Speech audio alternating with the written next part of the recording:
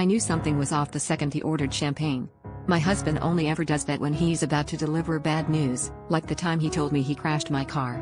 But I never expected him to clear his throat and say, "I need to tell you something. I've been seeing someone else." My heart stopped, but then he kept talking, and the words that came next didn't make sense at first. "It's your therapist." The world spun.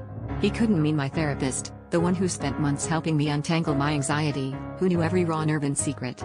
I stared at him, waiting for the punchline, but he just stared at the linen tablecloth, shame burning in his cheeks. I felt sick. The only person I ever trusted enough to tell everything, I thought she was on my side. For weeks, I'd been pouring my guts out to her about my marriage, about him, and she was screwing him behind my back.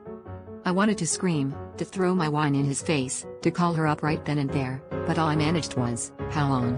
He said it started 6 months ago, right after one session where I broke down sobbing about how invisible I felt. He'd come to pick me up, she'd comforted him in the waiting room, and from there, it spiraled. He claimed it was emotional at first, as if that made it better. I laughed, bitter and ugly, and asked if they'd talked about me. He didn't answer. That's when I realized the real betrayal wasn't just the sex, it was that I'd handed over the most vulnerable parts of myself to someone who saw them as ammunition. Suddenly, I couldn't tell if any of my feelings were real, or if she'd been steering me the whole time. I left the restaurant in a daze, wondering how much of my marriage, my sanity, was even mine. The twist? I almost called her, desperate for comfort, before remembering she was the last person on earth I could trust.